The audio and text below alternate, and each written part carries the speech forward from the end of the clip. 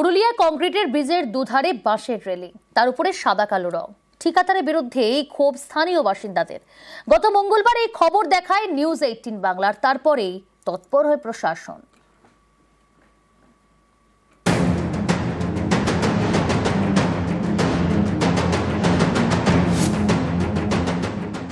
পুরুলিয়ার মানবাজারের পুঞ্চা, এখানে কাঁসাই নদীর উপরে কয়েকদিন আগে তৈরি করা হয় কংক্রিটের ব্রিজ।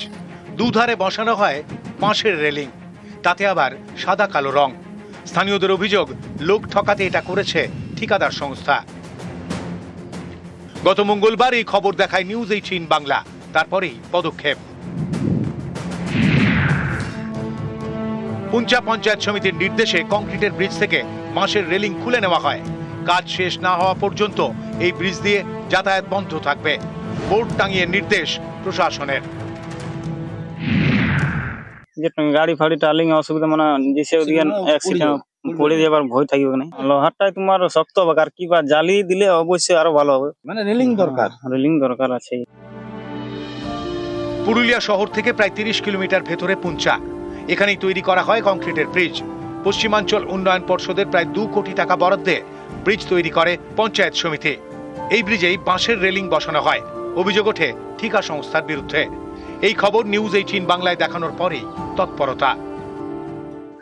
দেখেওছি খবরটা আমি, তো যাই হোক খবরটা নিয়ে আমি ওখানকার যিনি বিডিও সাহেব আছেন ওনার সাথে কথা বলে কিভাবে এটার মানে করা যায় যাতে মানুষের সমস্যার সম্মুখীন না হতে হয়, তার জন্য কিভাবে এই সেতুটা ঠিক মতো ব্যারিকেডটা করা যায় সেটা নিয়ে আমরা আলোচনা করব। পুরুলিয়া থেকে ইন্দ্রজিৎ মণ্ডল, নিউজ 18 বাংলা। ফাঁসি দেওয়ায় দিনে দুপুরে মহানন্দার চর চুরি, তারপর সেই জমি বিক্রির ছক।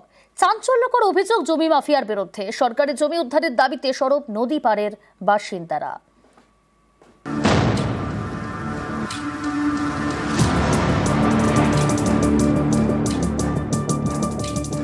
এটা মহানন্দা নদীর চর, বেড়া দিয়ে ঘেরা। এভাবেই একটু একটু করে নদীর চর দখল করা হচ্ছে বলে অভিযোগ। শিলিগুড়ির ফাঁসি দেওয়ায় বিধাননগর 1 নম্বর গ্রাম পঞ্চায়েত। এখানকার ভাতিগছের গা ঘেঁষে বয়ে গিয়েছে মহানন্দা। এ নদীর একদিকে দার্জিলিং আর একদিকে উত্তর দিনাজপুর। এমন একটি জায়গায় ভাতিগছে মহানন্দার বিশাল চর। এই চরে জমি মাফিয়ার নজর। অভিযোগ, তারা একটু একটু করে জমি দখল করছে। স্থানীয়রা বাধা দিলেই জুটছে হুমকি, কখনো আবার হাতাহাতি। এরই প্রতিবাদে সরব স্থানীয়রা।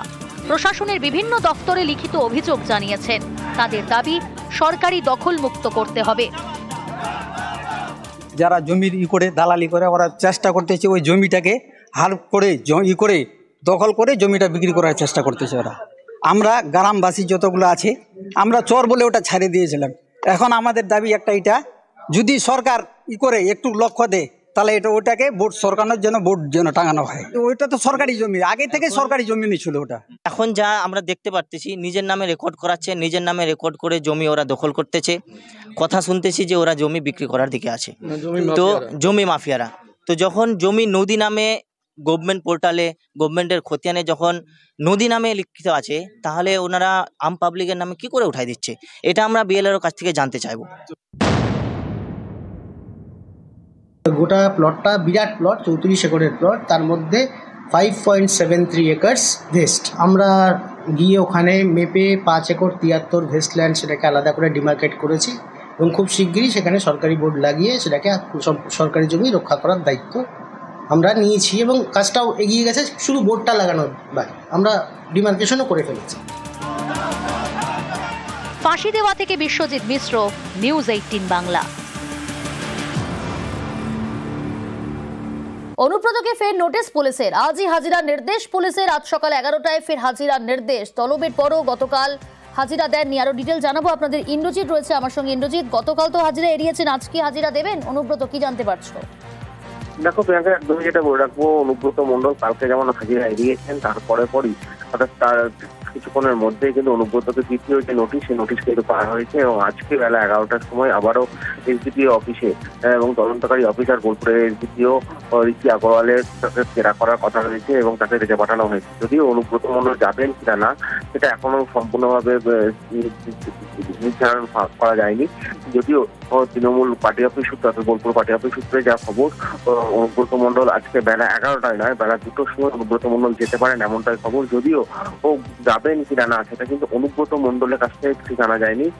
বোলপুরের বিধায়ক তথা কোর কমিটির সদস্য চন্দ্রনাথ সিংহ কালকে অনুব্রত মণ্ডলের সঙ্গে দেখা করার পর তিনি বেরিয়ে এসে বলেছিলেন অনুব্রত মণ্ডল যাবেন এবং তার পরবর্তী সময় খবর হয় যে 2টোর সময় অনুব্রত মণ্ডল যেতে পারেন।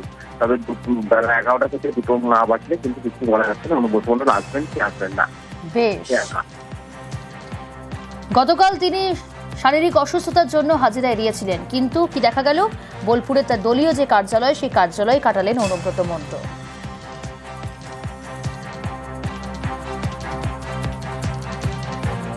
হাজিরা এড়ালেও অনুব্রত মণ্ডল তার নিচুপট্টির বাড়ি থেকে বেরিয়ে সরাসরি তৃণমূলের দলীয় কার্যালয় বোলপুরে যান।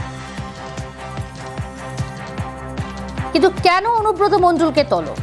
বোলপুর থানার আইসিকে কি বলেছিলেন অনুব্রত, শুনুন সেই ভাইরাল অডিও। হ্যালো, হ্যাঁ বলুন। তোর পশু ডেপুটেশন দিয়ে তোর বাংলো পর্যন্ত যাব, তোকে বার করে নিয়ে আসবো। আপনি কি বলছেন? আমি অনুব্রত মণ্ডল বলছি। বল, তুই ফোনে রেকর্ড করছিস, আমি সব জানি। না না, পশু যখন ডেপুটেশন দেবে না, তোকে কোয়ার্টার থেকে মারতে মারতে নিয়ে আস।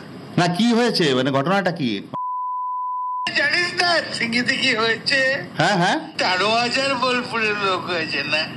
13,000 12,000 লোক হয়েছিল বোলপুরে, প্রচুর লোক। কত বলেছিস? হ্যাঁ হ্যালো, রাজীব কুমার, আমি অনুব্রত মণ্ডল বলছি। হবে না নাকি এক কাজলের গু খায়? আপনি আপনি আপনি একজন দায়িত্বপ্রাপ্ত লোক, আপনি এভাবে কথা বলছেন? পশু ডেপুটেশন দিয়েছি, মারবে কি মারবো দেখুন, আমি ওর চুলের মুঠি ধরে আমি বার করে নিয়ে আসবো ওখান থেকে। বোলপুর থানার আইসিকে হুমকি দেওয়ার ঘটনায় অনুব্রত মণ্ডলের বিরুদ্ধে কড়া অবস্থান নেয় দল। অনুব্রত মণ্ডলের বক্তব্য যে কোনোভাবেই সমর্থনযোগ্য নয়, সে কথা স্পষ্ট বুঝিয়ে দেয় তৃণমূল কংগ্রেস।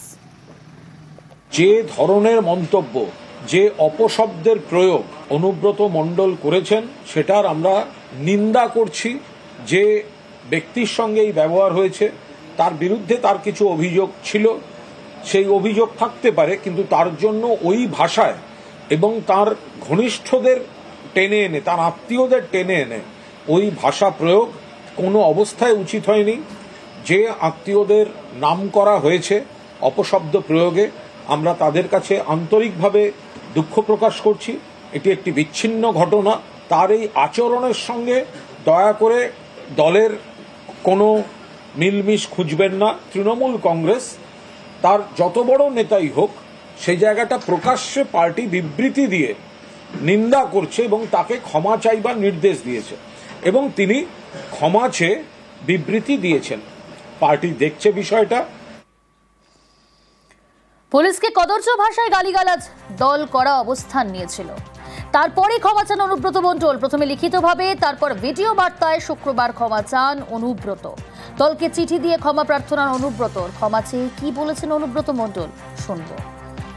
পুলিশকে গাল দেওয়ার কথা আমি কোনদিন ভাবতেই পারি না। পুলিশকে গাল তো যদি দেয় আমি তাকে অপমান করি। আমি খুব দুঃখিত, কারণ আমি ওষুধ ফষুধ ডাক্তার খাই তো অনেক ঘুমের, আর আমি এখন 10টার সময় ঘুমিয়ে যাই এবং ঘুমের ট্যাবলেটও খাই। সেই সময় ঘুমটা ভেঙেছে নুরুল, যে ছেলেটা আমাদের, ওকে যখন শুধু মেরে পা হাত ভেঙে দিয়েছে, আমার মনটা খুব খারাপ। আমি আইসিকে বলেছি তাড়াতাড়ি জানকে অন্তত ছেলেটাকে আজ হসপিটালাইজ করুন। তো উনি আমাকে একটা অন্য ধরনের কথা বলেছে, সেটা আমি আর বলতে রাজি নয়। তখন আমি নিজের রাগ সামালতে পারিনি, এটা স্বাভাবিক আমি বলেছি। এর জন্য আমি দুঃখিত, আমি ক্ষমা প্রার্থী। স্বাভাবিক আমার মুখ থেকে এই কথাটা বেরোনো উচিত নয়, তার জন্য আমি দুঃখিত এবং ক্ষমা প্রার্থী।